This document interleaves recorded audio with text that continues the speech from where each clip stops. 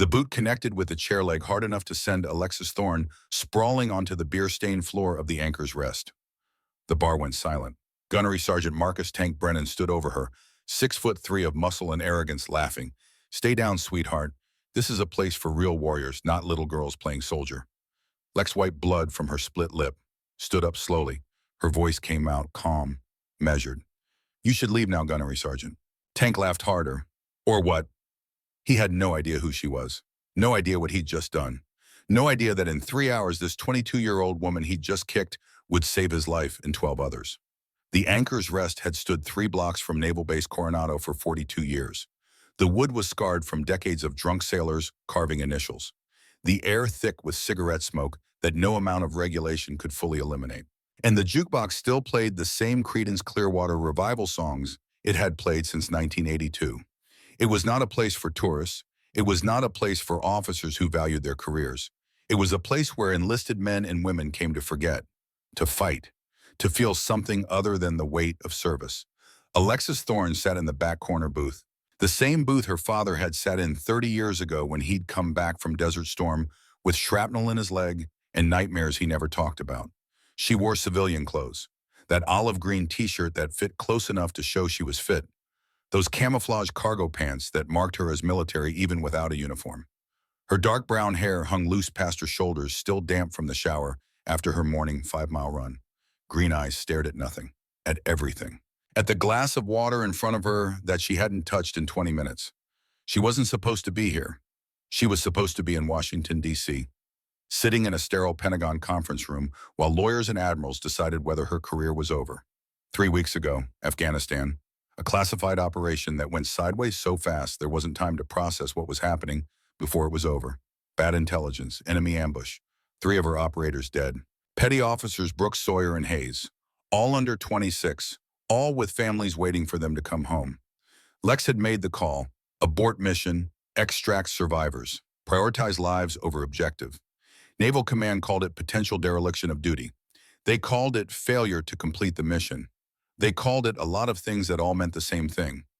Maybe she wasn't cut out for command. Maybe she was too young. Maybe in this part they never said out loud, but everyone heard it. Maybe women weren't built for the hard calls. The memory hit her like it always did. Without warning, without mercy, the Afghan sun bleaching everything white, the ridge where they'd positioned for observation. The moment when everything went wrong. Travis Brooks was first, 25 years old, 6 months under her command. She'd taught him everything: how to move silent, how to read terrain, how to stay alive when the world wanted you dead. She'd watched him transform from a loud, cocky kid fresh out of buds into one of her best operators. Careful, methodical, deadly when necessary, silent when possible. The ambush came from 3 sides. Brooks took rounds before he could get to cover. She could still hear his voice on comms. Commander, I'm hit bad." Then Dylan Sawyer, 24, a father to a 2-year-old girl he carried a photo of everywhere. "I trust your call, ma'am." Those were his last words. Then Ethan Hayes, 26, the quiet one who wrote letters to his wife every night before missions, who believed in her when half the SEAL community questioned whether a woman could lead men into combat. He'd taken the rounds covering their extraction, making sure Foster and Mitchell and Grant got out alive. 3 men down, 3 still breathing. The mission objective was intelligence gathering, time-sensitive, high-value target. The kind of intel that could shift the entire theater. Her commanding officer had been clear. Complete the mission, push through, this is what we do. But Lex had looked at her surviving operators, had done the math. If they pushed forward, they'd lose everyone. 6 body bags instead of 3. Abort. Extract now. Get our people out. The words had felt like betraying everything she'd been trained to do. But she'd said them anyway. They'd made it out. Foster, Mitchell, Grant. 3 men who got to go home to their families because she'd chosen them over the mission. But Brooks, Sawyer, and Hayes came home in flag-draped coffins. And Naval Command wanted to know if Lieutenant Commander Alexis Thorne had the spine for leadership, or if she'd hesitated because she was too soft, too emotional, too female. Lex blinked. The memory faded. She was back in the Anchor's Rest. 9:47 p.m. on a Tuesday in February. The investigation wasn't over. Her career hung by a thread, and she was sitting in a bar that smelled like her father's memories, drinking water and trying to figure out how to live with the weight of 3 flag-draped coffins. At the center of the bar, Gunnery Sergeant Marcus Brennan held court. Tank. Everyone called him Tank. And he wore the nickname like a medal. He was everything Lex's generation of operators were taught not to be. Loud, performative, more interested in the story than the mission.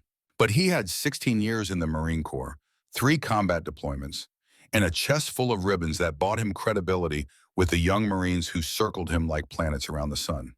So there I am, Tank's voice carried across the bar. Fall 2006, Fallujah, 3 insurgents in a building and command is telling me to wait for air support. He paused for effect. The Marines around him leaned in. Wait for air support. I tell my LT, sir, with all due respect, by the time the Air Force stops polishing their jets, those tangos will be in the next province. Laughter. They always laughed. Tank had that gift. He could make combat sound like a football game, make killing sound like winning, make fear sound like something that happened to other people. So I stack my team. We breach and I personally drop all 3 tangos before they can blink. Cleared the building in 90 seconds. More laughter. Tank soaked it in, chest swelling. Came out and, you know what the LT says, gunnery sergeant? That was the most reckless thing I've ever seen. Tank grinned. Also well done. The Marines roared. Tank raised his beer like a champion. Lex watched from her corner. She'd heard variations of this story before. Every senior NCO had their war stories. Some of them were even true. But Tank's stories all had the same theme. Tank as the hero. Tank as the maverick who knew better than his officers. Tank as the warrior who won through aggression and volume. She'd served with men like Tank. Hell, she'd lost men because of men like Tank. Operators who thought tactics were for the cautious, who thought planning was for people who lacked courage, who confused volume with competence. Travis Brooks had been like that once. 23 years old, fresh from buds, thought he was bulletproof. Lex had spent 6 months teaching him that quiet competence kept you alive longer than loud bravado. By the time they deployed to Afghanistan, Brooks had become one of her best operators. Careful, methodical, deadly when necessary, silent when possible, and then bad intelligence in an enemy ambush made all that training irrelevant. Tank's eyes swept the room, collecting his tribute of attention. They landed on Lex's corner, on the stillness, on the woman who wasn't watching, wasn't laughing, wasn't participating in his performance. His smile tightened. It was a disruption, a challenge, someone not acknowledging his gravity. Tank pushed back from his table. The scrape of the chair silenced the bar. The young Marines exchanged glances. They recognized this shift, this change from storyteller to predator. Tank walked toward Lex's booth, each step deliberate, his boots heavy on the old wood floor. He stopped at her table, using his size to cast a shadow. Problem, sweetheart. The word sweetheart hung in the air like a slap. Not ma'am, not even hey, sweetheart. A dismissal wrapped in condescension. Lex looked up from her water glass, met his eyes. Hers were calm, flat, showing nothing he could use. No problem, gunnery sergeant. See, I think there is. Tank leaned forward, hands on her table. Proprietary, invasive. This is a warrior's bar. We're sharing stories, building brotherhood, and you're over here silent as a ghost. It's disrespectful. Lex's heart rate didn't change. Her breathing stayed steady. She'd been in worse situations than a drunk NCO with an ego problem. I'm listening, she said. Simple, factual. Listening isn't participating. Tank's patience was wearing thin. Her calm was a mirror, and he didn't like what he saw reflected. You want to be in a place like this, you need to earn your spot. Tell us your story. Where'd you serve? What did you do? He paused, then added with a sneer. Or are you just some dependopotamus waiting for her Marine boyfriend to finish his beer? The insult was designed to provoke. Lex didn't take the bait. I'm not waiting for anyone. Then what are you doing here? Drinking water, minding my business. I'd suggest you do the same. Tank's face darkened. This wasn't how this was supposed to go. Young women didn't dismiss him. They deferred. They apologized. They recognized his authority. Wrong answer. Tank straightened up. You know what I think? I think you're one of these diversity hires. Pentagon's pushing women into combat roles trying to prove some political point. You've probably got an admin job. Wear the uniform to feel special. Never seen a day of real combat in your life. Lex's jaw tightened. Just slightly. Just enough. You should walk away now, she said quietly. Or what? Tank's voice rose. Playing to his audience now. You going to call the manager, file a complaint? He looked around at his Marines, making sure they were watching. Good luck, sweetheart. Everyone in this bar knows me. No one knows you. Whatever you think happened here, it didn't. His hand shot out. Not a punch, not a grab, a push. Dismissive, contemptuous. The kind you use on furniture that's in your way. But Lex saw it coming. She read his weight shift, his shoulder telegraph, the micro-expression that preceded action. She could have blocked it, could have countered, could have put him on the floor before he finished the motion. In her mind, she saw 17 different ways to neutralize a man his size. 17 techniques drilled into her through years of training. 17 options that would end this in less than 3 seconds. She chose none of them, because this wasn't about winning a fight. With her career under investigation with Pentagon lawyers looking for any excuse to prove she was too aggressive, too emotional, too female, fighting back would give them ammunition. So she did something harder than fighting back. The push connected with her shoulder. Hard. Lex let herself go with the force. Didn't resist. Let the chair tip backward. She hit the floor. Her shoulder took the impact. Her head missed the table leg by inches. The bar went silent, absolutely silent. Lex lay on the beer-stained floor for 1 heartbeat. 2. Calculating. This wasn't about pride. This wasn't about proving she was tougher than Tank Brennan. This was about choosing her battles, about understanding that sometimes the hard call was walking away from a fight you could win. She stood up slowly, wiped her split lip. She'd bitten it when she hit the floor.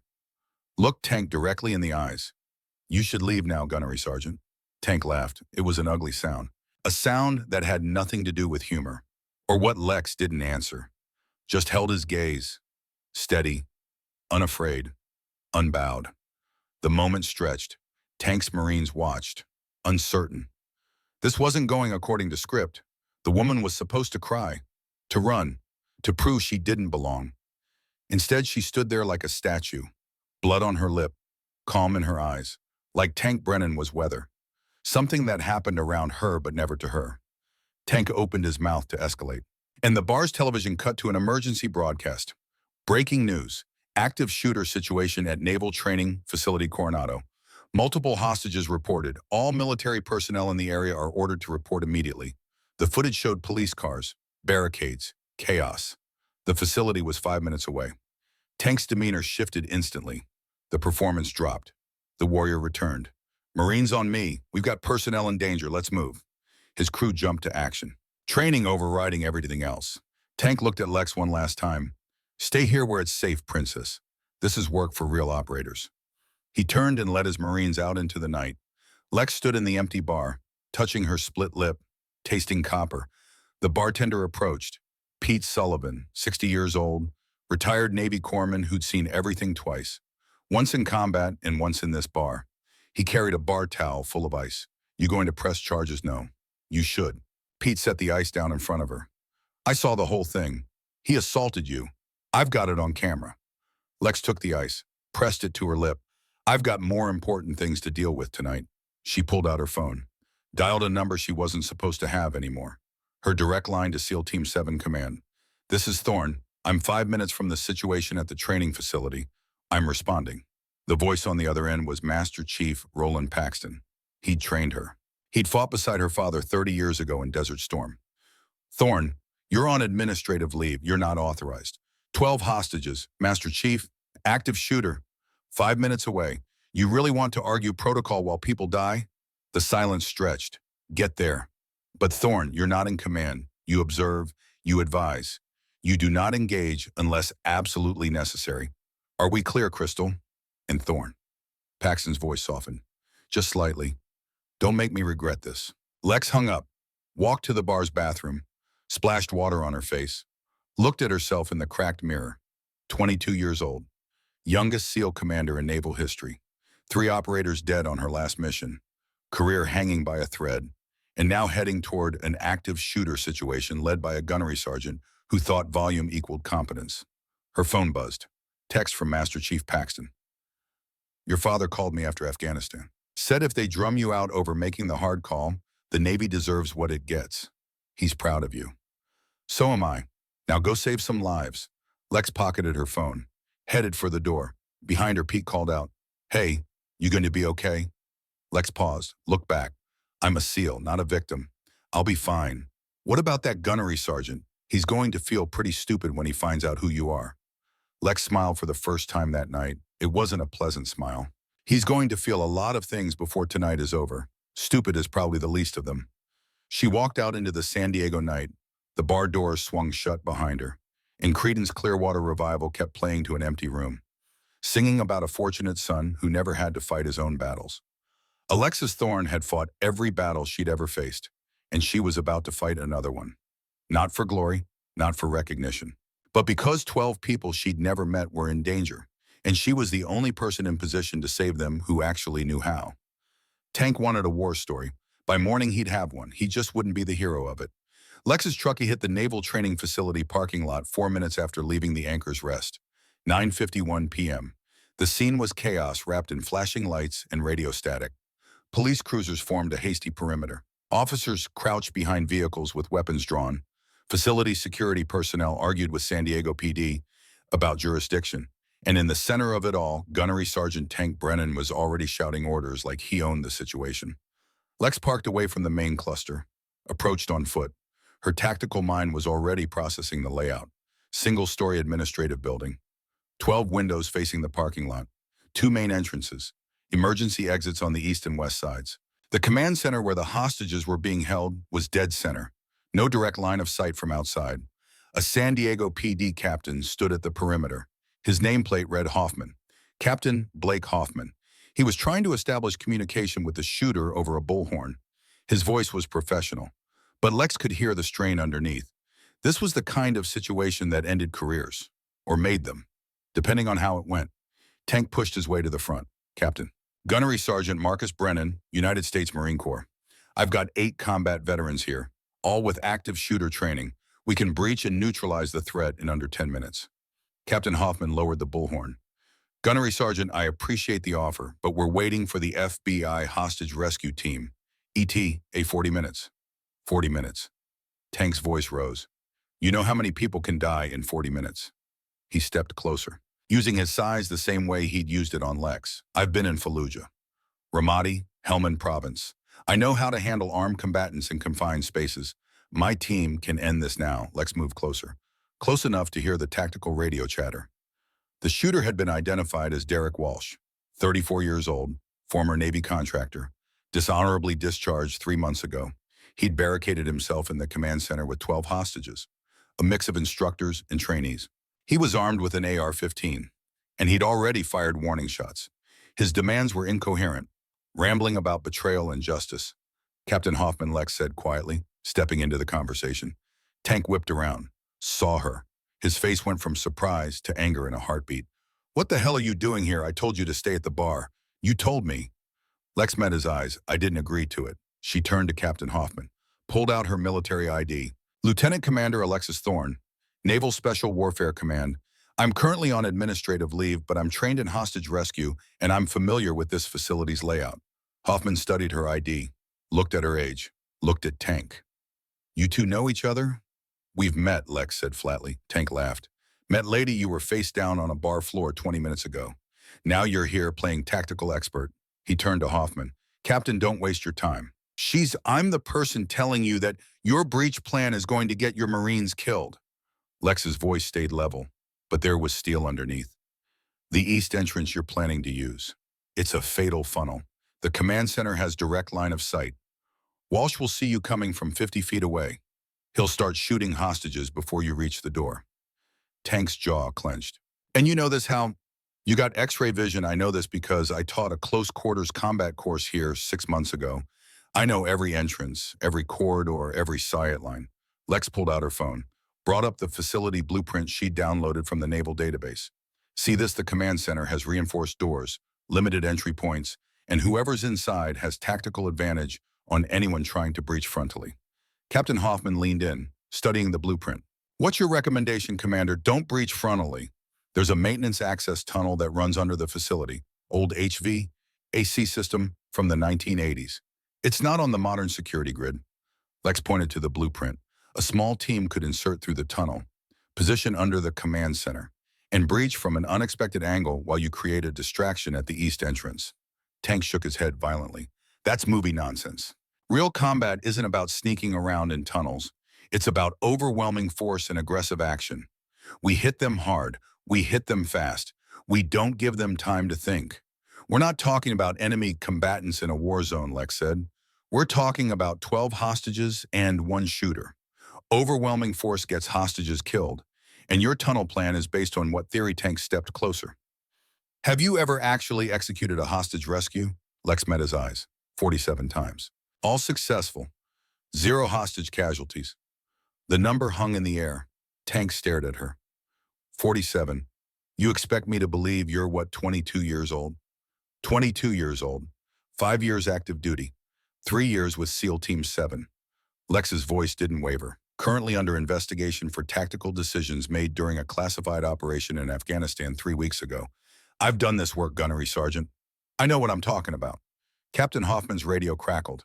Captain, subject is on the PA system again.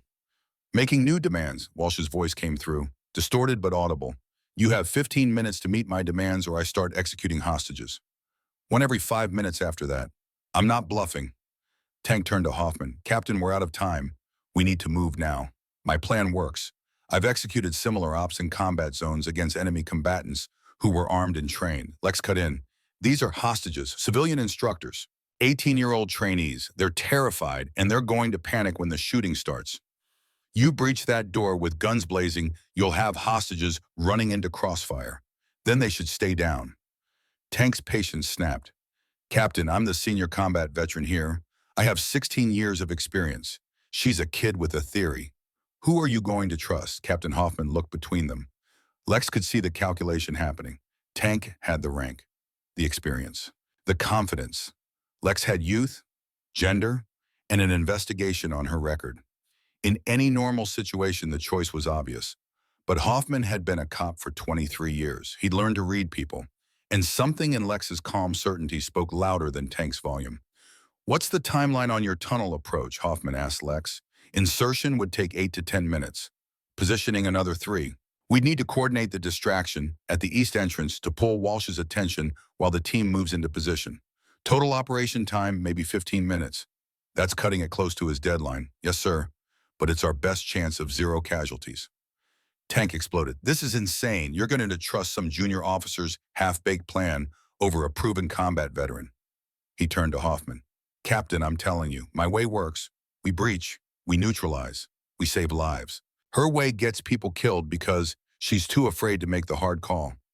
The words hit Lex like a physical blow. Too afraid to make the hard call. The exact phrase that had been whispered in Pentagon hallways about Afghanistan. About her decision to abort and extract instead of pushing forward. About the 3 bodies in flag-draped coffins. Her hands clenched into fists under the table. She forced them to relax. The hard call isn't always the loud one, Lex said quietly. Sometimes the hard call is restraint, precision, waiting for the right moment instead of forcing the wrong one. Restraint gets you killed in combat. We're not in combat.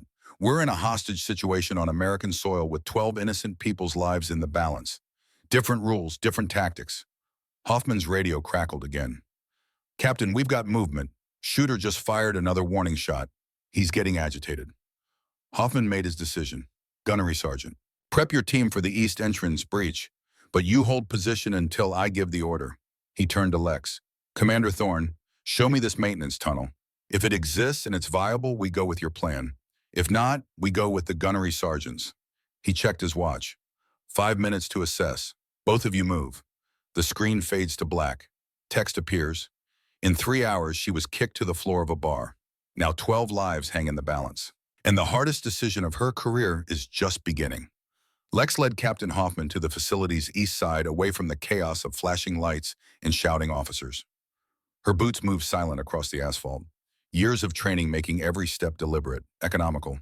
She'd been truthful about teaching here 6 months ago. She'd run a close-quarters battle course for SEAL candidates. Spent 3 weeks drilling them on room clearing, hostage scenarios, split-second decisions that meant the difference between everyone going home and someone going home in a box. She knew this building inside and out.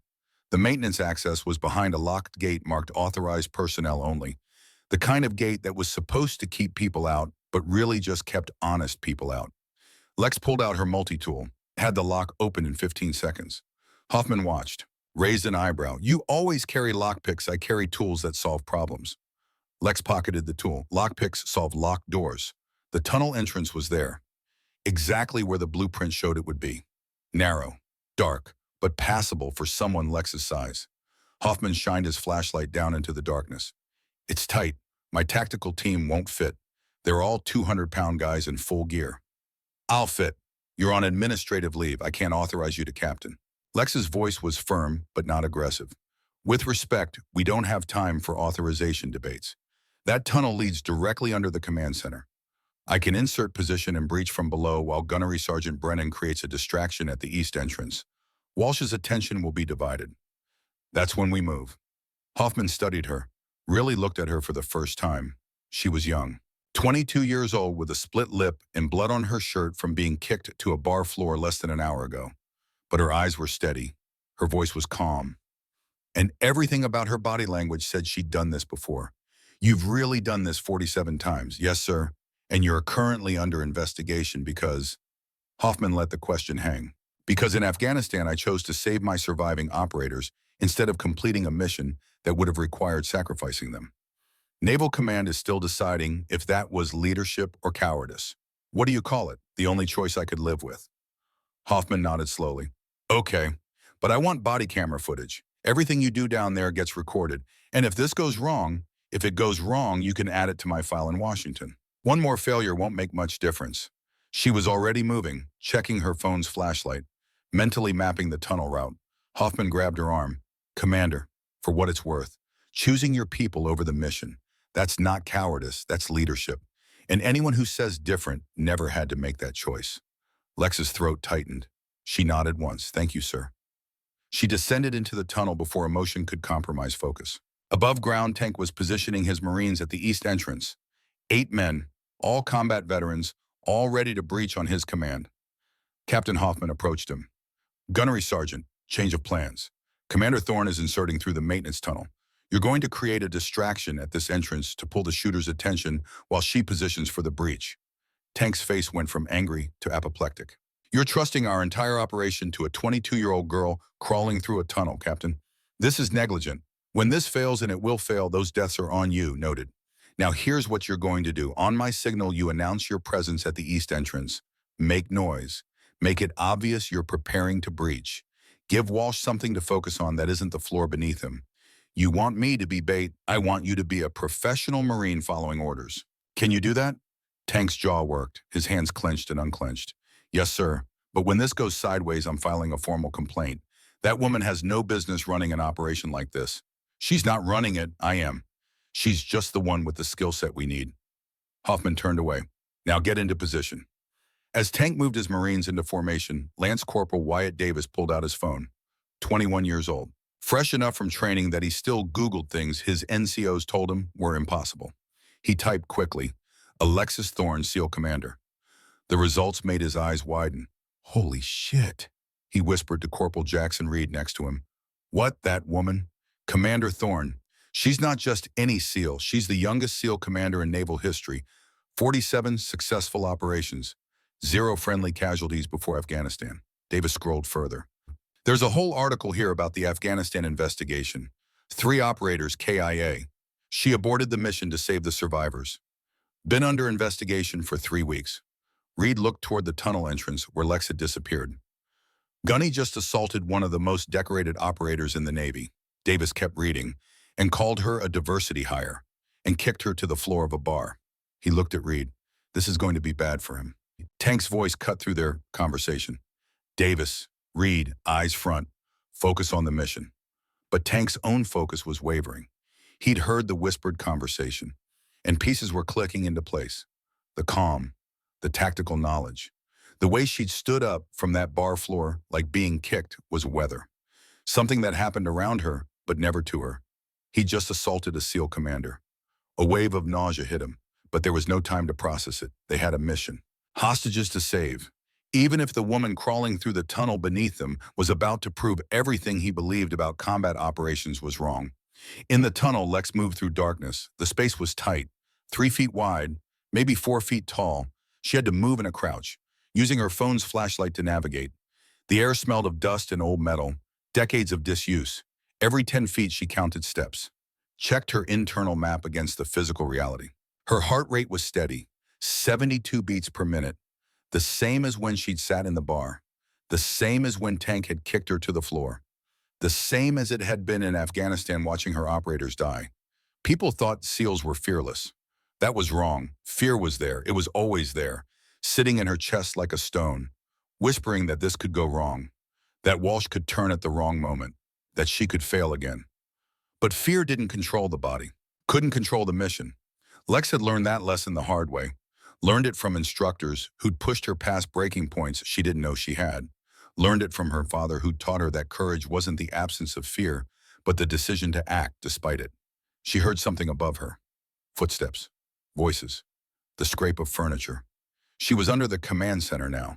Lex stopped, pulled out her phone with one hand, texted Captain Hoffman with the other. In position. Ready on your signal. The response came back immediately. Stand by. Gunnery sergeant moving into position now. Through the floor above, Lex heard Walsh's voice, agitated, scared, the kind of fear that made men dangerous. I know you're out there. I know you're planning something. I'll kill them. I swear to God, I'll kill them all. A woman's voice, trembling, young. Maybe a trainee who joined the Navy to serve her country and found herself zip-tied on a floor with a rifle pointed at her head. Please, just let us go. We haven't done anything. Shut up. Everyone shut up. I need to think. Lex's hands tightened on her phone. 12 people up there. 12 people whose names she didn't know, whose families were probably gathering outside the perimeter right now, hoping, praying, bargaining with God for their safe return. 12 people who had no idea that their survival depended on a 22-year-old SEAL commander who was currently under investigation for making the wrong call. Except it hadn't been the wrong call. Lex knew that now. Had known it the moment she'd given the order in Afghanistan. Brooks, Sawyer, and Hayes were dead. Nothing would bring them back. No amount of completing the mission would resurrect them. No amount of guilt would change what happened. But Foster and Mitchell and Grant Rand were alive. 3 men who got to call their families, who got to hold their children, who got to see another sunrise because Lex had chosen extraction over completion. 3 widows instead of 6. 3 flag-draped coffins instead of 6. The hard call wasn't always the loud one. Her phone buzzed. Hoffman, gunnery sergeant in position, awaiting your ready signal. Lex texted back, ready. Execute on my mark. She found the access hatch above her. Old maintenance panel secured with 4 bolts. Probably hadn't been opened in 20 years. She had her multi-tool ready, but first she needed to know more about what she was facing. She texted Hoffman again. Need intel update on subject. Any new information? The response came back with an attachment, a file photo and brief bio. Derek Walsh, age 34, former Navy contractor, dishonorably discharged 3 months ago. Lex opened the attachment, read the details, and her blood ran cold. Walsh had been the intelligence contractor for her team in Afghanistan. He'd provided the reconnaissance data that said the target building was lightly defended. 2 to 3 enemy combatants maximum. Light arms, low threat level. The intel that got Brooks, Sawyer, and Hayes killed. Because what they'd actually walked into was a battalion-strength force, 40 to 50 fighters, heavy weapons, prepared defensive positions. After the mission, after the bodies came home, Lex had filed a report. The intelligence was wrong, catastrophically wrong. They'd walked into an ambush based on Walsh's faulty assessment. The investigation had found that Walsh had been cutting corners for months, relying on second-hand sources, satellite imagery analysis instead of ground reconnaissance, falsifying confidence levels to make his reports look more authoritative than they were. He'd been building a reputation as the contractor who always delivered actionable intelligence, fast turnaround, high confidence ratings. It was all smoke and mirrors, and when the Afghanistan operation collapsed, when 3 SEALs died because of his incompetence, the truth came out.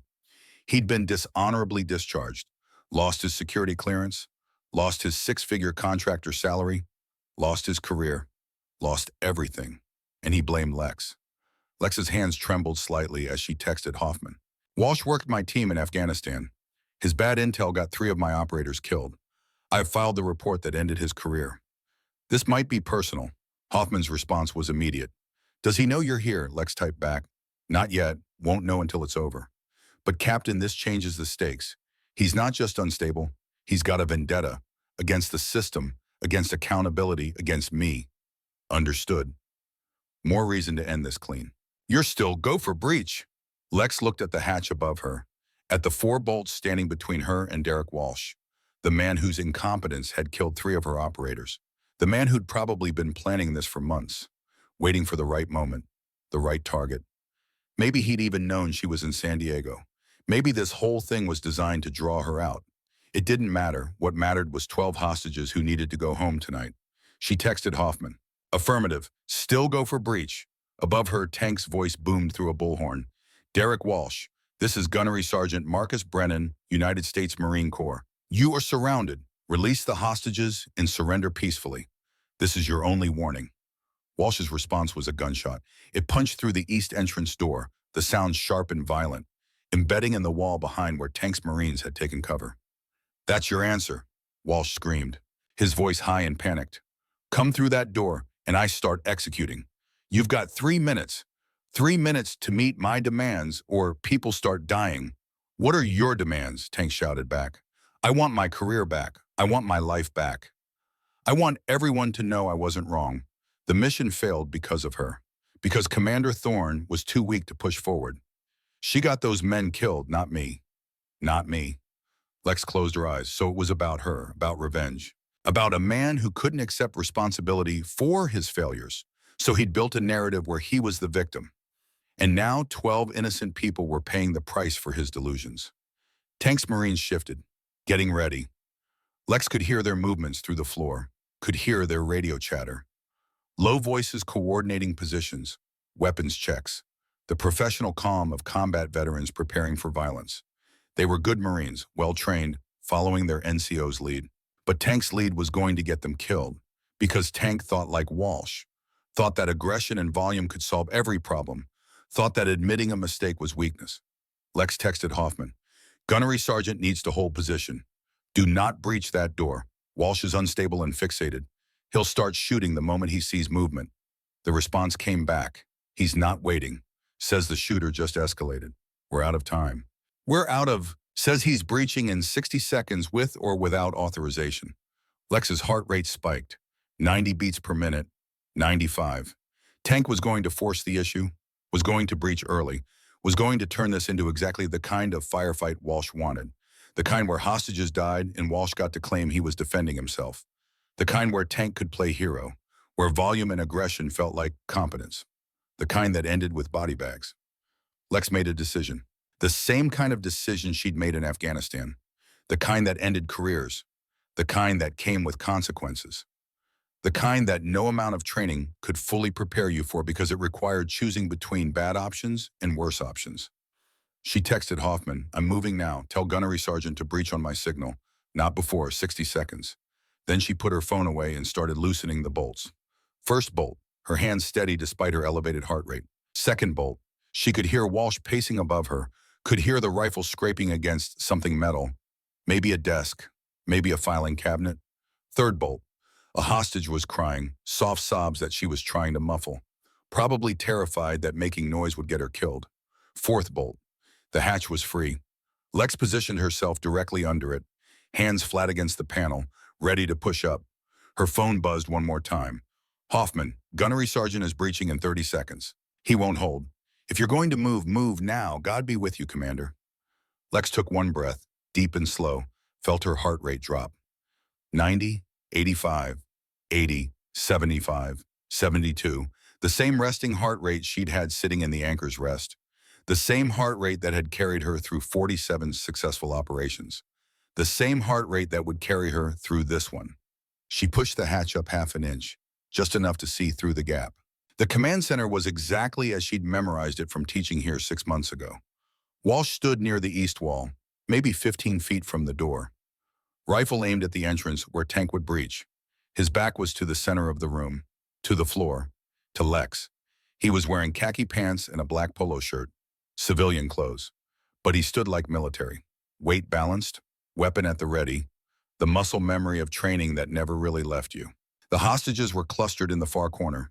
12 people, 8 men, 4 women, zip-tied hands, zip-tied ankles, some sitting, some lying down, all of them terrified. Ages ranged from maybe 19 to 60, instructors and trainees. The wrong place at the wrong time, caught in the crossfire of one man's inability to accept responsibility. None of them had seen the hatch open. All eyes were on Walsh, on the rifle, on the door where death would come from. Lex heard Tank counting down outside. 20 seconds. She calculated angles, distances, timing, threat assessment. Walsh was 20 feet away. The hostages were 30 feet. If she moved now, if Tank breached at the same moment, if Walsh turned at the sound, too many variables, too many points of failure. But the alternative was Tank's plan, and Tank's plan was a guaranteed bloodbath. 15 seconds. Lex pushed the hatch fully open, moved it slowly, silently. Years of training in making her body invisible, in moving through spaces without disturbing the air.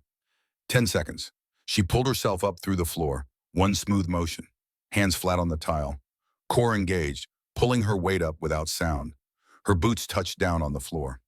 Walsh was still focused on the east door, still counting with Tank, still thinking the threat would come from where threats always came from the front, from the obvious approach, from the loud option. 5 seconds. Lex moved, not running, flowing, the way water flows downhill, the way wind moves through trees, inevitable, unstoppable, following the path of least resistance. She closed 15 feet in 3 seconds, completely silent.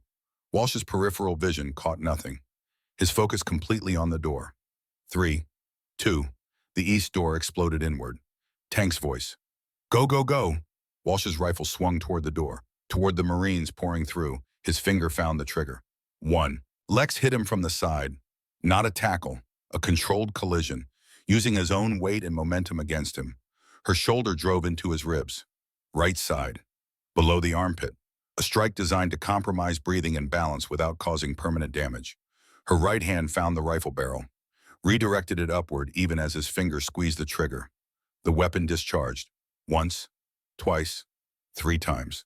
The rounds punched into the ceiling tiles, raining dust and debris down on everyone. Hostages screamed, Marines shouted, the sound deafening in the enclosed space. Walsh tried to wrench the rifle free. He was strong, 6'2", maybe 200 pounds. Former military contractor who'd stayed in shape. But Lex had trained for this exact scenario hundreds of times. Muscle memory took over, faster than conscious thought, faster than Walsh could process what was happening. She stepped inside his reach. Her left hand came up. Palm strike to his throat. Precise. Controlled. Just hard enough to disrupt his breathing without crushing his windpipe. His grip on the rifle loosened. His hands went to his throat reflexively, trying to breathe, trying to understand why his body wasn't obeying him. Lex followed with a joint lock, her hand on his elbow, twisting, applying pressure to the joint in a direction it wasn't designed to move. Pain compliance. Immediate, ineffective. Walsh had no choice. His body went where the joint manipulation told it to go, down to his knees, then face down on the floor. Lex's knee found his back, between the shoulder blades, pinning him. Her weight distributed perfectly to control without injuring. Her hand found the zip ties in her pocket, the ones she'd brought specifically for this moment. Secured his wrist behind his back, tight but not cutting off circulation. 7 seconds, start to finish.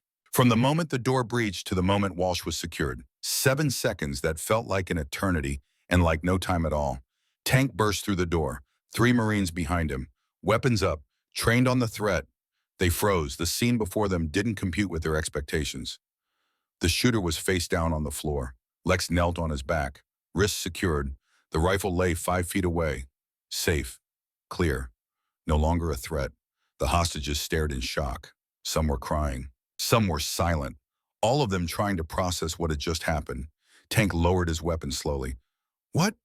How did you? Lex didn't answer, not yet. She checked Walsh for secondary weapons, found a handgun tucked in his waistband. A Glock 19, loaded, one in the chamber.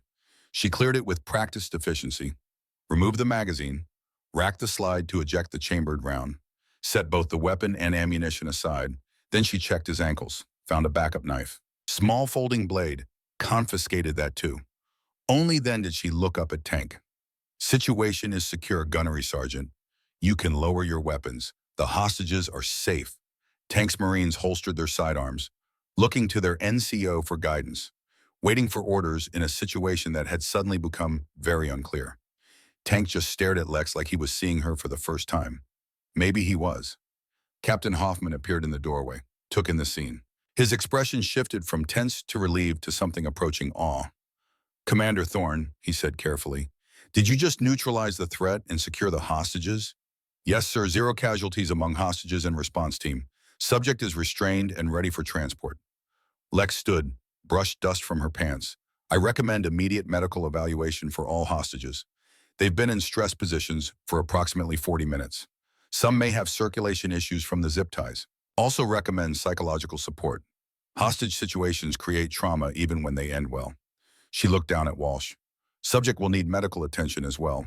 Throat strike will cause swelling and difficulty breathing for approximately 60 to 90 minutes. No permanent damage, but he should be monitored. Hoffman stepped into the room, looked at Walsh on the floor, at the rifle 5 feet away, at the hatch still open in the floor, at Lex standing there calm as if she'd just finished a training exercise. How long were you in position before you moved? Approximately 90 seconds, sir. And you waited until the gunnery sergeant breached because his breach created the distraction I needed. Walsh's attention was divided between the door and maintaining control of the hostages. That's when defensive positions are weakest, when the defender has to manage multiple threats simultaneously. Lex met Tank's eyes. It worked. Everyone's alive. That's what matters. Tank found his voice. It came out rough, uncertain. You used my team as bait. I used your breach as tactical advantage. Lex's voice stayed level. The same thing military operations have done for centuries. Create noise in one location, strike from another. It's called combined arms tactics. You learned it at basic training. She paused.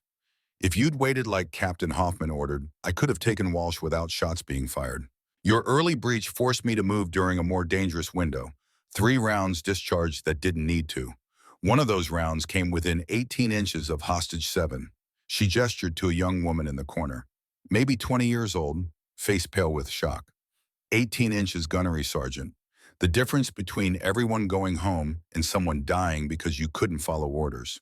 The truth of it hung between them. Tank had forced the timeline, had escalated when he should have held, had chosen aggression over patience, had nearly gotten someone killed because his ego couldn't accept that someone younger, someone female might know better than him. And Lex had still made it work, had still brought everyone home, had still completed a perfect hostage rescue despite Tank's interference. Medics are here, Hoffman said as EMTs pushed into the room. Let's get these people checked out. He turned to Lex and Tank. Commander Thorne, Gunnery Sergeant Brennan, both of you with me. We need statements. FBI is here. Naval JAG is here. This is going to be a long night. Lex helped the hostages to their feet, cutting their zip ties with the knife she'd confiscated from Walsh, speaking quietly to each one. You're safe now. Medical will check you out. Your families are outside. Everything's okay. The young woman who'd nearly been hit by Walsh's shot grabbed Lex's hand. Thank you. I thought we were all going to die. Lex squeezed her hand gently. You're going home tonight. That's all that matters. As they led the hostages out, Tank stood in the empty command center, staring at the open hatch in the floor, staring at the route Lex had taken, staring at the evidence of competence so far beyond his own experience that he couldn't process it. Lance Corporal Davis approached him quietly. Gunny, he said softly. Who the hell is she? Tank didn't answer for a long moment, just stared at that open hatch, at the impossible thing that had just happened. Then quietly, so quietly Davis almost didn't hear it. I have no idea, but I just kicked her to the floor of a bar and called her a diversity hire 30 minutes before she saved 12 lives while I watched. Davis didn't say anything, didn't need to. They both knew what came next. The debrief, the questions, the moment when everyone would learn exactly who Commander Alexis Thorne was, and what Gunnery Sergeant Marcus Tank Brennan had done to her. That's going to be awkward, Davis finally said. Tank laughed, a short, bitter sound. Awkward doesn't begin to cover it, son. Awkward doesn't even come close. The screen fades to black. Text appears. She proved that competence doesn't need to be loud. Now he has to face what his assumptions cost him. And the hardest lesson is just beginning. The temporary command post was set up in the facility's conference room, the one that hadn't been compromised by the hostage situation, the one where fluorescent lights hummed overhead and the smell of burnt coffee filled the air. Lex sat at one end of the long table. Tank sat at the other, as far from her as the room allowed. Between them sat Captain Hoffman, an FBI liaison who'd arrived too late to do anything but paperwork, and a Navy JAG officer who'd appeared out of nowhere with a briefcase full of official documents. And at the head of the table sat Admiral Kenneth Hartley, 62 years old, silver hair cut military short, eyes that had seen 3 decades of naval operations and didn't miss much. He wore his service dress blues with 4 rows of ribbons that told a story of deployments spanning from the Cold War to the present. Lex had served under Hartley for 3 years. He'd been the one to recommend her for SEAL Team 7 when she was barely 20 years old, the youngest female to ever receive that assignment. He'd also been the one to open the investigation into Afghanistan. His presence here at 11:30 p.m. on a Tuesday night meant this wasn't just a debrief about a hostage rescue. This was something bigger. Let's establish the timeline. Hoffman began, opening his notebook. At 21:47 hours, we received reports of an active shooter at this facility. 12 hostages. One armed subject identified as Derek Walsh, former Navy contractor. He looked at Tank. At 21:53, Gunnery Sergeant Brennan arrived with 8 Marines and proposed an immediate tactical breach of the east entrance. Tank sat up straighter. This was his moment, his chance to explain his tactical reasoning to senior officers who would understand that aggression and speed were essential in hostage situations. That's correct, Captain. I assessed the situation using my 16 years of combat experience and determined that aggressive action was necessary to save lives. Every minute we delayed was a minute the shooter had to harm hostages. In my judgment, speed and overwhelming force were our best tactical options. And Commander Thorne arrived when Hoffman asked, though he clearly knew the answer. 21:56 hours, Lex said quietly. 3 minutes after Gunnery Sergeant Brennan. I proposed an alternative approach using the maintenance tunnel system. Tank couldn't help himself. The words came out before he could stop them. You proposed a theory, a plan you admitted you'd never actually executed in this specific facility. A plan that required trusting one person crawling through a tunnel with no backup and no way to call for help if things went wrong. I proposed a tactical approach based on facility knowledge and 47 prior hostage rescue operations. Lex's voice stayed level, calm, like she was discussing the weather instead of defending her professional competence. The east entrance breach was a fatal funnel. The shooter had direct line of sight and defensive advantage, multiple sight lines from the command center to the approach, reinforced door that would require breaching charges or a battering ram, both of which would give Walsh several seconds of warning. Enough time to execute multiple hostages before you reached him. Which is why speed and aggression were essential. Tank's voice rose slightly. Despite himself, we needed to overwhelm his position before he could react. That's basic combat tactics. Hit hard, hit fast, don't give the enemy time to think. It's worked for me in 3 combat deployments across 2 theaters of operation. Walsh wasn't enemy military. He was a distressed civilian with a weapon. Lex met his eyes. Different psychology, different threat assessment, different tactics required. Enemy combatants in a war zone are trained to respond to overwhelming force with defensive fire. They expect it. They're prepared for it. That's the threat they understand. She paused. But Walsh was panicked, cornered, operating on emotion and perceived grievance. The moment he saw Marines breaching that door, his response would have been immediate execution of hostages. Not because of tactical thinking, because of panic. Because killing hostages was the only power he had left. Tank slammed his hand on the table, the sound sharp in the enclosed space. And your tunnel crawl could have gotten you killed. You went in alone, unarmed, with no backup, in a confined space where you couldn't maneuver. That's not tactical brilliance. That's recklessness dressed up as courage. The FBI liaison Special Agent Marcus Carr cleared his throat. He was 55, balding, wearing a suit that had seen better days. But his eyes were sharp, if I may. The body camera footage from Commander Thorne shows her approach was methodical and controlled. She positioned herself under the command center, waited for optimal timing, and neutralized the threat in approximately 7 seconds with 0 casualties. Carr pulled up the footage on the conference room monitor. Let's watch it together. The video played. Grainy body camera footage showing Lex's perspective. The tunnel, the darkness, the steady movement forward, the access hatch. The 4 bolts being removed with practiced efficiency. The view through the gap. Walsh positioned exactly where Lex had predicted. Rifle aimed at the door, back to the center of the room. Then the movement. Fluid. Silent. Closing the distance in seconds. The door breach. Tank's voice on the audio. Go, go, go. Lex hitting Walsh from the side. The rifle redirecting upward. The shots into the ceiling. The throat strike. The joint lock. The takedown. 7 seconds from breach to secured subject. The room was silent as the footage ended. She got lucky, Tank said, but his voice lacked conviction now.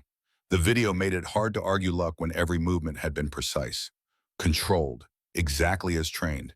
The shooter could have turned, could have fired, could have, but didn't. Admiral Hartley's voice cut through the argument like a blade, because Commander Thorne read the tactical situation correctly, positioned herself optimally, and executed with precision born from extensive training and experience. He stood, walked to the monitor, pulled up a different file. Gunnery Sergeant Brennan, let me provide some context that you seem to be lacking. The screen filled with Lex's service record. Tank's eyes widened as he read, his face going pale as the reality settled in. Lieutenant Commander Alexis Thorne Hartley read aloud, Naval Academy graduate, top of her class, academic honors in tactical operations and strategic planning, SEAL qualification at age 19, youngest female to complete BUDS training. He paused. Let the words sink in. Assigned to SEAL Team 7 at age 20, the youngest person, male or female, to receive that assignment in the history of the command. Promoted to Lieutenant Commander at 22 after completing 47 successful operations with 0 friendly casualties. Hartley brought up operation after operation, each one a successful mission, each one with Lex's name on the after-action report. 47? That wasn't a lie. Tank's voice came out as a whisper. No, Gunnery Sergeant. It wasn't. Hartley pulled up more documents. Commander Thorne has conducted hostage rescues in 14 countries: Iraq, Syria, Somalia, Yemen, Philippines, Colombia, Niger. She's trained in advanced close quarters, battle tactical psychology, crisis, negotiation, and explosive breaching. She speaks 4 languages fluently: Arabic, Pashto, Spanish, and Mandarin. She holds expert marksman qualifications with 7 different weapon systems. He brought up psychological evaluations. Her psychological profile shows exceptional stress management and decision-making under pressure. Her heart rate under fire averages 78 beats per minute. That's lower than most people's resting heart rate. That's not possible, Tank whispered. No one stays that calm in combat. No one. She does. Hartley pulled up the biometric data from Lex's watch, the one she'd been wearing during the entire operation. During tonight's operation, her heart rate never exceeded 92 beats per minute. During the actual takedown of Walsh, when she was in physical contact with an armed subject who'd already fired his weapon, her heart rate was 75. He looked at Tank. For comparison, Gunnery Sergeant, your heart rate during the breach was 143. Not a criticism. That's normal for the adrenaline response in high-stress tactical situations. But it illustrates the difference between someone operating on emotion and training versus someone operating on pure training and experience. The room was silent. Hartley continued, his voice taking on a different tone, softer, but somehow more devastating. 3 weeks ago, Commander Thorne was leading a classified operation in Afghanistan. Her team was conducting intelligence gathering on a high-value target. They encountered an enemy ambush based on faulty intelligence. Images appeared on the screen. 3 men in uniform.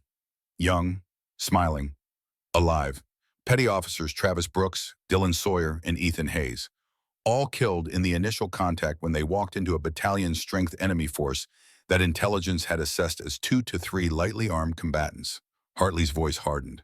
The intelligence that got them killed came from Derek Walsh, the man Commander Thorne neutralized tonight. He was the contractor providing reconnaissance analysis for her team.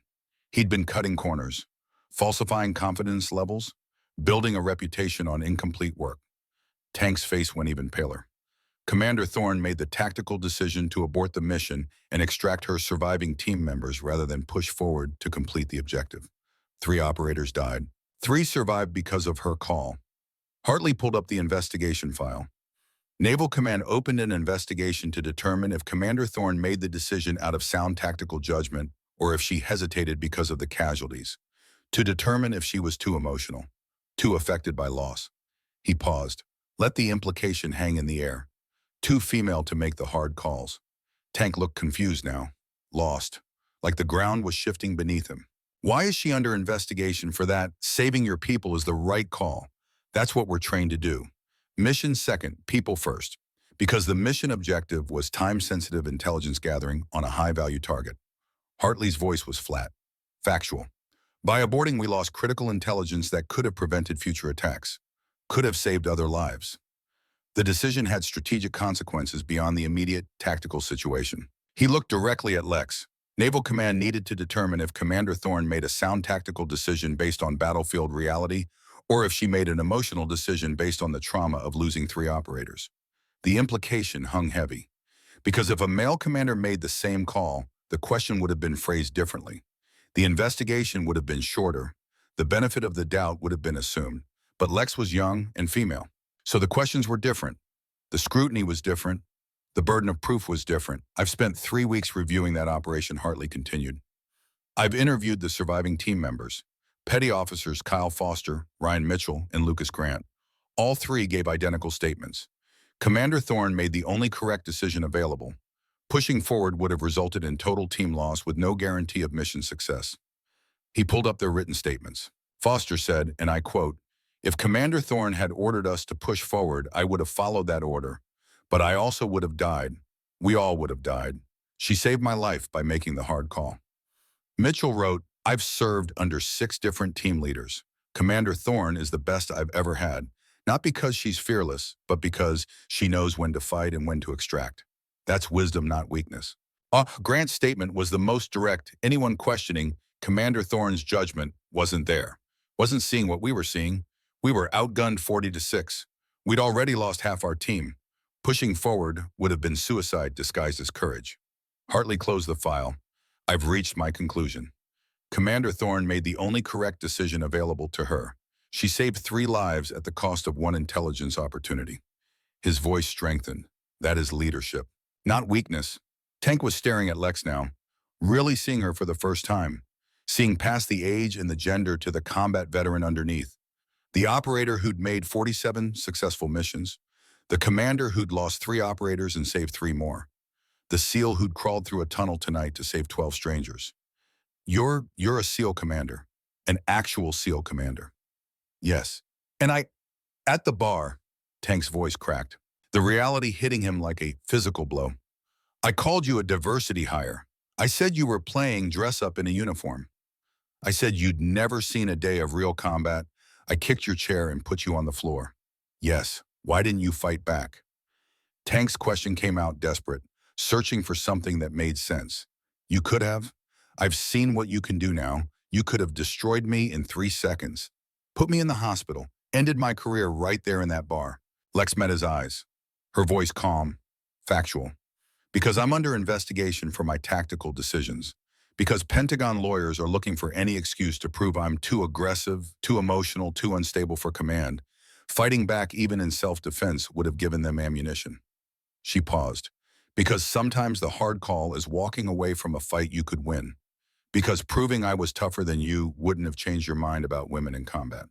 It would have just confirmed your belief that we're aggressive, emotional, unable to control ourselves."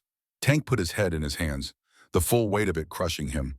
"Oh God, I assaulted a SEAL commander in front of witnesses in a military bar. On camera, you did." Admiral Hartley confirmed, his voice carrying the weight of official judgment. "Which brings us to the formal complaint portion of this meeting." Lex's head snapped up. "Sir, I'm not filing a complaint. I don't want to. I know you're not commander, but others are." Hartley pulled out another file. This one thicker, more official. "The bartender at the Anchor's Rest, Pete Sullivan, filed a formal complaint on your behalf. Retired Navy corpsman, served with your father in Desert Storm. He included security camera footage showing the entire incident. Additionally, 3 Marine Lance corporals who witnessed the assault have provided written statements." He looked at Tank. "They all confirm that Gunnery Sergeant Brennan physically assaulted you without provocation. That you were sitting quietly minding your own business when he approached your table, verbally harassed you, and then physically shoved you to the ground, causing visible injury." Tank looked like he might be sick. "Admiral, there's no excuse. I was drinking. I was showing off for my Marines. You were a bully." Hartley's voice was flat, without mercy. "You saw a young woman sitting alone. You assumed she was weak, and you used your size and rank to intimidate her. When intimidation didn't work, when she didn't react the way you expected, you escalated to physical violence." "Yes, sir. That's exactly what I did." The question hung in the air. Simple, direct, demanding truth. Tank was silent for a long moment, wrestling with something. Then quietly, "Because she didn't react the way people usually react to me. People laugh at my stories. They defer to my experience. They acknowledge my authority. She just sat there, calm, like I didn't matter. Like my 16 years of service and 3 combat deployments meant nothing. He looked at Lex. It made me angry, made me feel small. So I tried to make her smaller. So you kicked her. So I kicked her. Tank's voice was barely audible now. And I'm sorry. I know that's inadequate. I know sorry doesn't fix what I did, but I'm sorry. Lex nodded once, her face unreadable, accepted. That's not how this works, Commander. Hartley's voice was firm. Gunnery Sergeant Brennan committed assault. There are witnesses. There's video evidence. There are written statements. This goes forward regardless of whether you want to press charges. This is about maintaining good order and discipline in the United States military. Tank straightened up, some of his Marine pride returning. I understand, Admiral. I'll accept whatever punishment you deem appropriate. I won't fight it. I won't appeal it. What I did was wrong, and I'll take responsibility. Punishment is the easy part. Hartley interrupted. The harder question is whether you learned anything from tonight. Tank looked confused. Sir, tonight you encountered someone whose competence exceeded your own. Someone younger than you, lower rank than you, different gender than you. Hartley leaned forward, and your response was to dismiss her expertise, ignore her advice. Nearly compromise an operation because you couldn't imagine that she might know more than you. That her plan might be better than yours. That quiet professionalism might be more effective than loud aggression. He paused. That's not just ego, Gunnery Sergeant. That's a fundamental failure of military professionalism. It's the kind of thinking that gets people killed. That creates toxic command climates. That drives good people out of service. Yes, sir, you're right. Tell me what you learned. Tank looked at Lex, really looked at her. Saw the split lip from where she'd bitten it when he kicked her to the floor. Saw the bruise forming on her shoulder. Saw the calm competence in her eyes that he'd mistaken for weakness. I learned that combat experience isn't the same as tactical expertise. That 16 years of doing something doesn't mean you're doing it right. I learned that volume doesn't equal competence. That the loudest voice in the room isn't always the wisest. He struggled for words, trying to articulate something he was only now beginning to understand. I learned that my assumptions about who belongs in combat roles were wrong. Dead wrong. That I've been teaching young Marines the wrong lessons. That I've been building them up to be like me when they should be learning to be like her. Tank's voice strengthened slightly. And I learned that Commander Thorne is a better operator than I'll ever be. Even though she's half my age and... He stopped himself, and female Lex finished for him. You can say it, Gunnery Sergeant. That's what you were thinking, that someone female couldn't possibly be better than you. Couldn't possibly know more. Couldn't possibly be trusted with the lives of operators. Tank nodded miserably. Yeah, that's what I was thinking. Admiral Hartley sat back in his chair, steepled his fingers, made his judgment. Here's what's going to happen. Gunnery Sergeant Marcus Brennan, you are hereby reassigned to Marine Corps Base Quantico as a training instructor. You will spend the next 18 months teaching basic combat skills to recruits. He paused. Let it sink in. No deployments, no field operations, no combat missions. You will learn how to train the next generation of Marines without the ego and assumptions that have been compromising your leadership. Tank nodded. Yes, sir. I accept. Additionally, you will be required to attend a 2-week course on unconscious bias and professional conduct. You will complete it successfully or you will face non-judicial punishment under the Uniform Code of Military Justice. Yes, sir. And Gunnery Sergeant. Hartley's voice dropped to a dangerous quiet. If I ever hear of you putting your hands on another service member without cause, you will face court-martial. You will be prosecuted to the fullest extent of military law. And I will personally ensure that you serve time in a military prison. Are we absolutely clear? Crystal clear, Admiral. Hartley turned to Lex, Commander Alexis Thorne. The investigation into your Afghanistan operation is hereby closed effective immediately. Lex's breath caught. 3 weeks of uncertainty.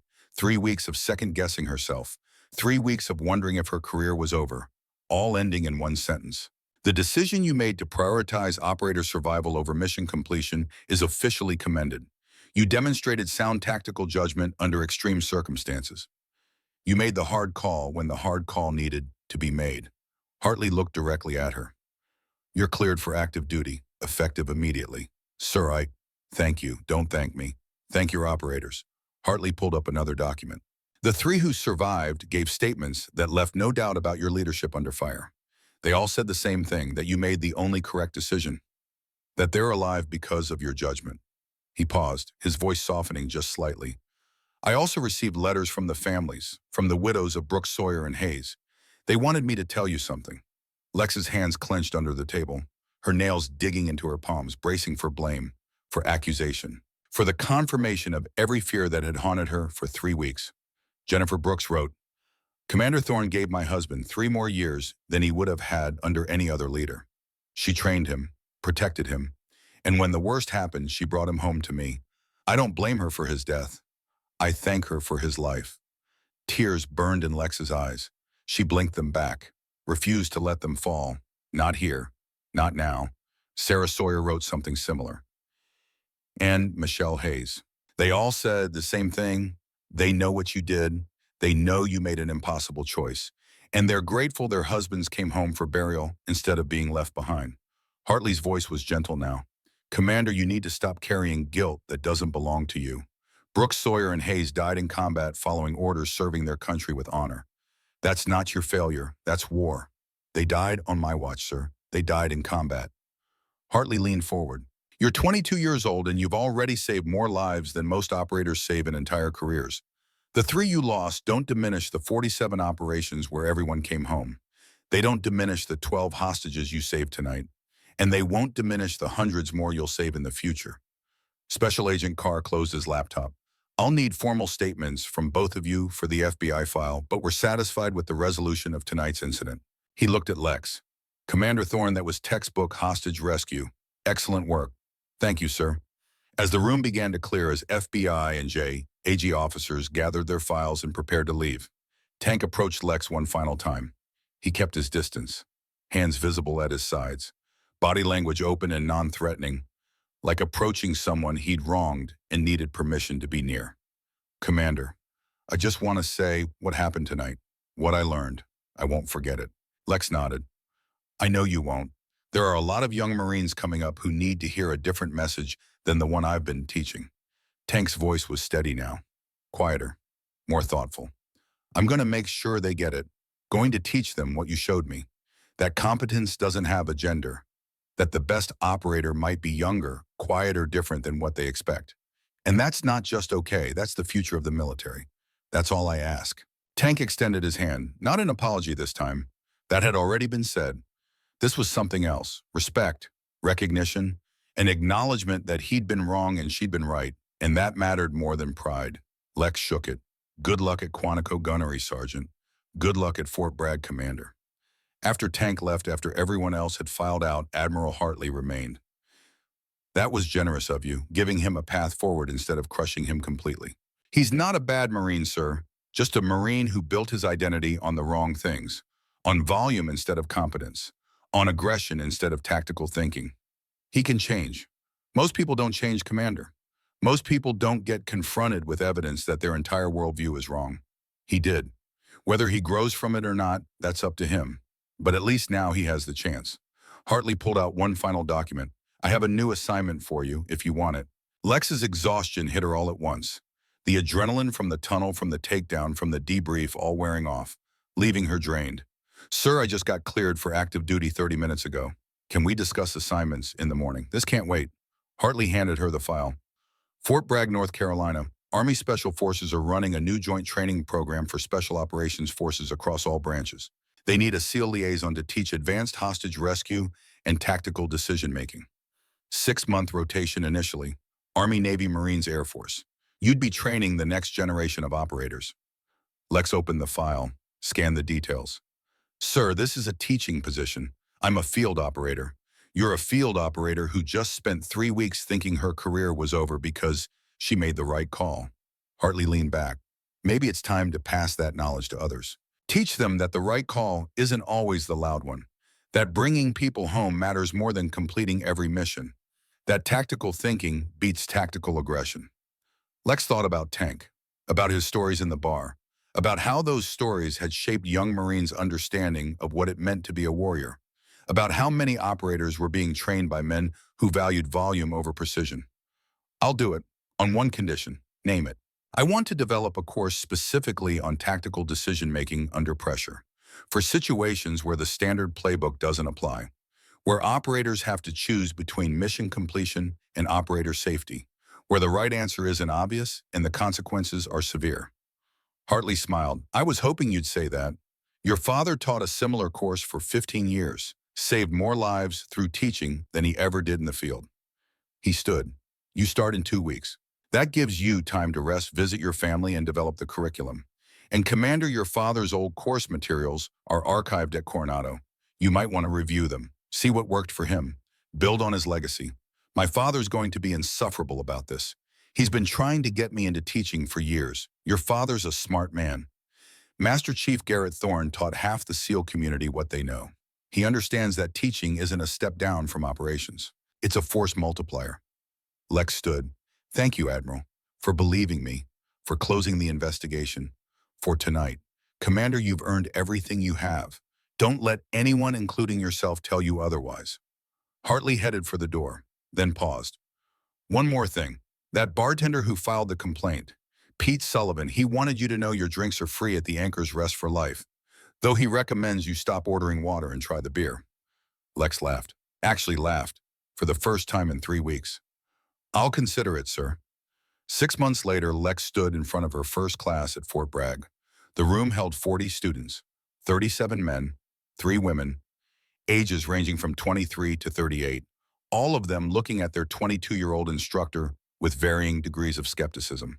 Some had heard of her, the SEAL commander from the Afghanistan investigation, the woman who'd saved 12 hostages with a tunnel approach, the youngest female SEAL commander in history. Others had no idea. Just saw a young woman who looked barely old enough to be an officer, let alone teach combat veterans how to do their jobs. One student in the back row caught her eye. Older than the others, maybe 40, Army Special Forces insignia, Master Sergeant rank.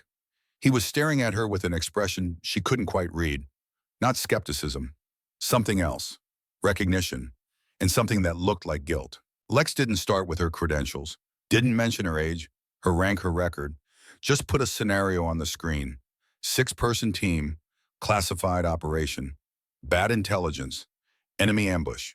3 operators down in the first 30 seconds. You're the team leader. You have 2 choices. Push forward to complete the mission objective or abort and extract your surviving team. She looked at them. You have 10 seconds to decide. What do you do? The room erupted. Half the class said push forward, complete the mission, honor the fallen by achieving the objective, show strength, show commitment. That's what warriors do. The other half said extract, save who you can, live to fight another day. No mission is worth losing everyone. That's what leaders do. Lex let them argue for 5 minutes. Let them get heated. Let them defend their positions with passion and conviction. Then she stopped them. I'll tell you what I did. Afghanistan, 3 weeks ago. 3 operators dead. Petty officers Travis Brooks, Dylan Sawyer, and Ethan Hayes. 3 operators alive. Kyle Foster, Ryan Mitchell, and Lucas Grant. I chose extraction. I aborted the mission. The room went silent, and Naval Command opened an investigation to determine if I was a coward. She could see them processing, reevaluating, looking at her differently now. The investigation closed 2 weeks ago. I was cleared. Not because I was right. There is no right answer to an impossible choice. Both options have consequences. Both options have costs. Lex walked to the front of the room. I was cleared because I made a decision based on preserving operator lives over mission completion. And in the judgment of my superiors, that aligned with our values as a military. That we don't sacrifice people needlessly. That we make hard calls based on tactical reality, not on ego or fear of how we'll be perceived. A hand went up. Army Captain Nathaniel Burke, 32 years old, Ranger Tab, 2 deployments. The kind of officer who'd been around long enough to have opinions, but the mission intel was lost. We didn't get the objective. How do you justify that to the families of future casualties, to the people who might die because we didn't get that intelligence? I don't justify it. I accept it. Lex met his eyes. 3 families have their sons, brothers, fathers, because I chose people over mission. 3 other families buried their loved ones because I couldn't save them. Both things are true. Both things matter, and I live with both. Another hand, one of the female students, Army First Lieutenant Harper Quinn, 28 years old, infantry officer, one of the first women to serve in that role. The media coverage said anonymous Pentagon sources questioned your competence. Do you think gender played a role in that scrutiny? Lex met her eyes. saw the question beneath the question. The worry that every female officer carried, that they'd be judged by different standards, that mistakes would be magnified, that success would be minimized. Yes, absolutely. If I were a 22-year-old male SEAL commander who made the same call, the questions would have been different. Probably still questioned, but different tone, different assumptions. She paused. Gender adds a layer of scrutiny that male operators don't face. That's reality. That's what you'll face if you pursue command positions. Some people will never accept you regardless of your results. They'll always find a reason why you didn't earn it, don't deserve it, aren't qualified for it. How do you handle it? By being so competent, they can't dismiss you. By making decisions based on sound tactics, not on managing perception. By understanding that some people will never accept you and refusing to let that stop you from doing the work. Lex looked around the room. And by teaching the next generation that competence doesn't have a gender. That the best operator might not look like what you expect. And that's not just acceptable. That's the future. The older soldier in the back, the master sergeant, raised his hand. Commander, I have a question about your decision to extract. Go ahead. The man stood, his voice formal but strained. Master Sergeant Cole Patterson, ma'am, Army Special Forces, intelligence analyst. He paused, took a breath. I was the analyst who provided the faulty intelligence for your Afghanistan operation. The room went silent, every eye turning to him, then back to Lex. I've spent the last 3 months trying to understand how I missed it, how my analysis got 3 operators killed, how I assessed a battalion strength force as 2 to 3 lightly armed combatants. Patterson's voice cracked slightly. I came to this course because I heard you were teaching tactical decision-making. I need to learn how commanders live with the consequences of bad intelligence, how you live with what happened. Lex looked at him, saw the same guilt in his eyes that she'd carried for weeks, the same weight, the same second-guessing. Sergeant Patterson, what happened in Afghanistan wasn't your fault any more than it was mine. Intelligence analysis is an art, not a science. You make assessments based on incomplete information. You do your best with what you have. She walked toward him. Bad intelligence happens. Fog of war happens. Enemy deception happens. What matters is what we do after, how we learn from it, how we make sure it doesn't happen again. Patterson's shoulders sagged slightly, like he'd been carrying something heavy and could finally set it down. I've changed my entire methodology. Triple source verification now. Confidence levels based on ground truth, not just satellite imagery. I'm teaching other analysts what I learned from my mistake. That's how we honor Brooks and Sawyer and Hayes, by making sure the next generation doesn't make the same mistakes, by teaching instead of hiding, by being honest about our failures so others can learn from them. Lex smiled slightly. Welcome to the class, Sergeant Patterson. I think you're going to teach us as much as we teach you. Patterson sat down, and just like that, another piece of Lex's guilt fell away. The class continued. Lex presented scenario after scenario. Hostage situations, combat decisions, impossible choices. She let students debate, then revealed what actually happened when she'd faced similar situations in her operations. Not all 47, just the ones that taught lessons, the ones where the right answer wasn't obvious, the ones where she'd had to make hard calls. After class, Captain Burke approached. Commander, I'll be honest. When I saw a 22-year-old woman was teaching this course, I thought it was diversity politics, checking boxes. The Army trying to prove something. He paused. I was wrong. That was the most valuable tactical training I've had in 5 years. Thank you, Captain. The Afghanistan scenario. I said push forward during the debate. After hearing your explanation, after understanding the tactical reality you faced, I understand why extraction was correct. Burke looked serious. But it takes real courage to make that call, knowing you'll be questioned for it, knowing people will call it weakness, knowing your career might end because you chose to save 3 lives instead of chase a mission. It takes courage to make any command decision.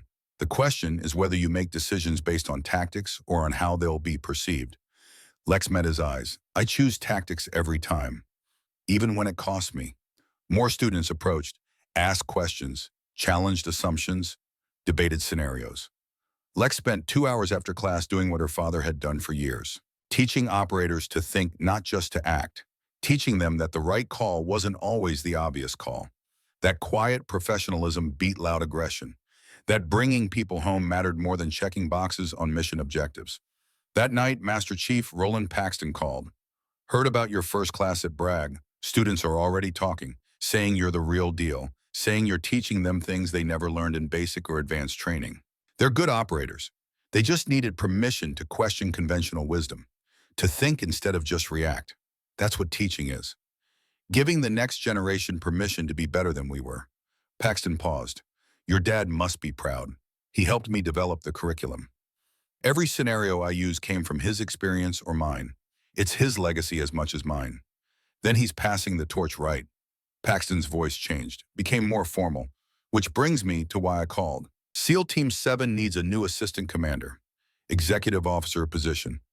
Admiral Hartley wants to know if you're interested in coming back to operational leadership. Lex's heart jumped. Back to Team 7, back to operations, back to the field work she'd been trained for.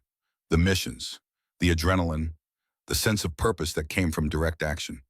When would it start? 6 months after your teaching rotation ends. You'd be second in command under Commander Wilson. Real operations, real missions, the work you were born to do. Lex looked at her Fort Bragg course schedule. 12 weeks of classes, hundreds of students, thousands of lessons to teach.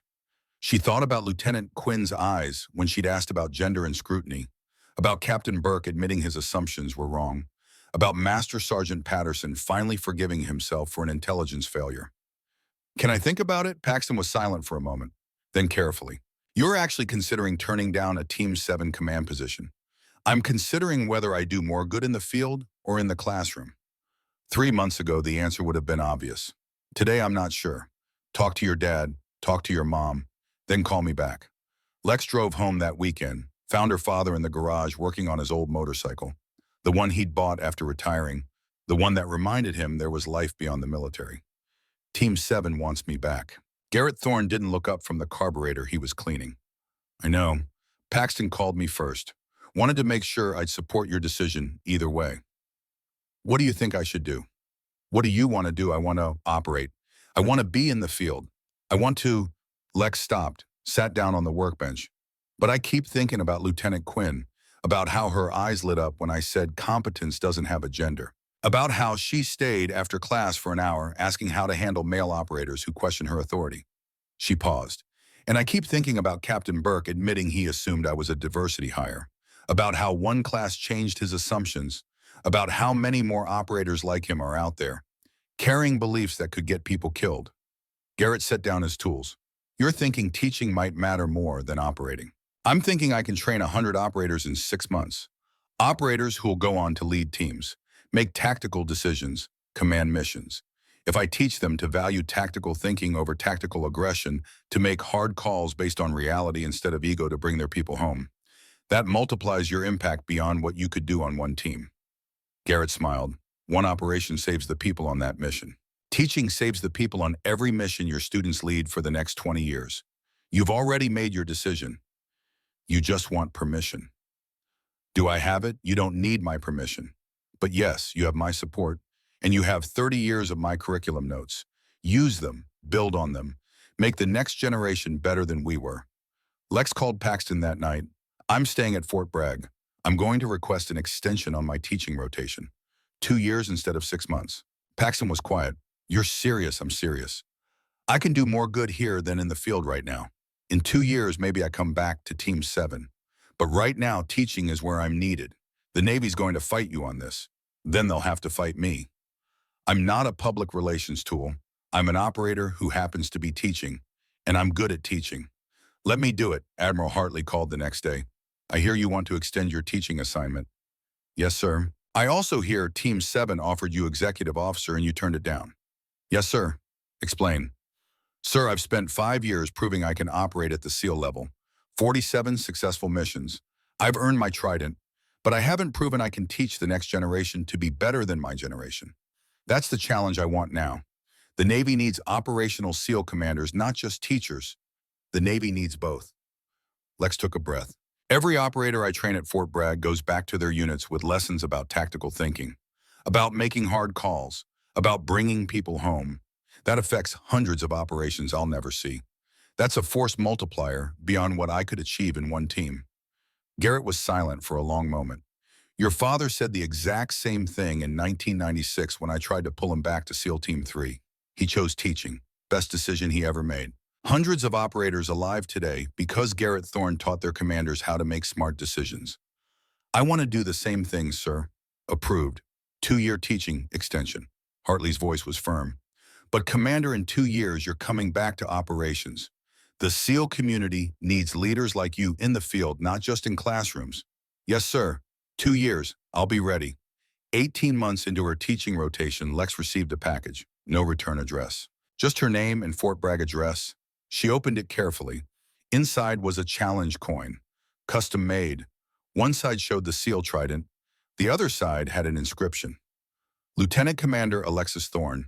Teacher, leader, quiet professional. From the operators whose lives you'll save by teaching their commanders to be better. SEAL Team 7. Underneath the coin was a letter, signed by all 47 operators who'd served under Lex during her 5 years with Team 7.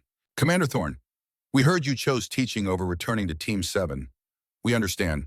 We've seen how you lead. Now others will too. Teach them what you taught us. That tactical thinking beats tactical aggression. That calm expertise saves lives. That bringing people home matters more than completing every mission. You saved our lives in operations. Now save the lives of operators we'll never meet by teaching their leaders what we learned from you. Fair winds and following seas. Your team. Lex put the letter in her desk drawer, next to the photo of Brooks, Sawyer, and Hayes, next to her SEAL trident, next to her father's old instructor manual from 1996. The next day, a new student enrolled in her course, Gunnery Sergeant Marcus Brennan, fresh from 18 months of teaching at Quantico, taking her advanced course as professional development.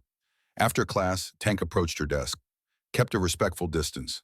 Commander, I wanted you to know I've taught 300 recruits over the last year and a half.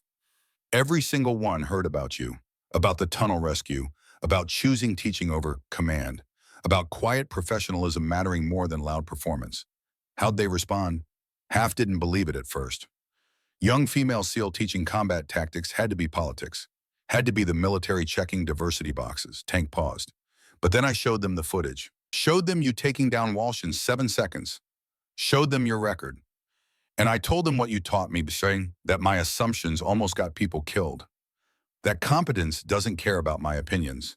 That the best operator might not be who I expect. Did it change them? Some of them. Maybe half. But that's half who go into the fleet with different assumptions.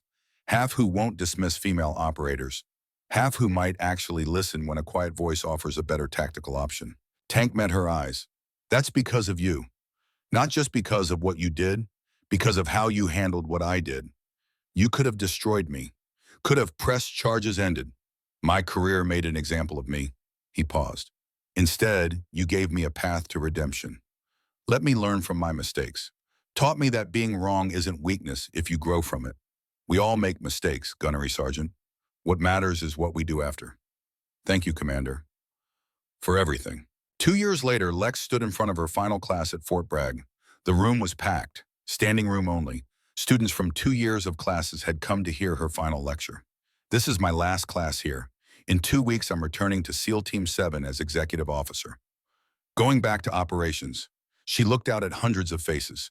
Operators she'd taught, lives she'd influenced, assumptions she'd challenged. But before I go, I want to tell you what I've learned from teaching you. Lex pulled up photos, the Anchor's rest bar, the 12 hostages safe, Brooks, Sawyer, and Hayes. 2 years ago, a Marine gunnery sergeant kicked me to the floor of a bar. He did it because I was young, female, quiet, because I didn't fit his idea of what a warrior looked like. 4 hours later, I saved his life and the lives of 12 hostages. She paused. He learned that his assumptions were wrong. More importantly, he learned that competence comes in unexpected forms. And now he's teaching recruits what I taught him. And those recruits will teach others. And someday someone will be alive because a chain of teaching started with me proving that quiet professionalism beats loud performance. Lex closed her laptop. What I'm giving you today is permission. Permission to be quiet professionals in a loud world. Permission to value tactical thinking over tactical aggression. Permission to make hard calls even when they cost you. Permission to teach the next generation instead of hoarding knowledge. Permission to be competent without apology. She looked at them. Class dismissed. Go save lives. Teach others to save lives. Make me proud. The room erupted in applause. Standing ovation. 2 years of students showing respect, not because she'd demanded it, but because she'd earned it. After everyone left, Lex found her father waiting outside. Ready to go back to Team 7, ready to use what I learned here. Ready to lead operators who value tactical thinking because I taught their instructors. Ready to make hard calls without fear of judgment. That's my girl. Change the culture. Now go operate within the system you improved. Lex returned to SEAL Team 7 2 weeks later. The Afghanistan operation launched 48 hours after that. Same area, same target, different intelligence, different approach. Perfect execution, perfect tactics, perfect results. Everyone came home. 3 months after that operation, Lex received a letter. The return address was Cedar Rapids, Iowa. She opened it carefully. Commander Thorne, I'm writing to thank you again. Last week, I received a letter from a young Marine, Lance Corporal Wyatt Davis. He said he was there the night you saved those hostages. He said he watched you operate. And he said that because of what he learned from you and from Gunnery Sergeant Brennan, he made a decision last month in Syria that saved 3 lives. He wrote, I thought about Commander Thorne, about how she stayed calm when everyone else wanted to rush, about how the right call isn't always the loud one. So I waited. And because I waited, everyone came home. Jennifer Brooks continued, my husband died because of bad intelligence in an impossible situation. But the lessons you taught him, the lessons you're teaching others, those live on. Travis would be so proud of what you're doing, teaching the next generation to value lives over missions, to bring people home. Thank you for honoring his memory by making sure other families don't lose what I lost. Sincerely, Jennifer Brooks. Lex folded the letter, put it in her desk drawer next to the challenge coin. Outside her office window at Coronado, the sun was setting over the Pacific, the same sun that had set over Afghanistan. Over every battlefield where quiet professionals had operated, the mission continued. The teaching endured, and somewhere a young Marine was making the right call because someone had taught him that competence didn't need to be loud. It just needed to be right.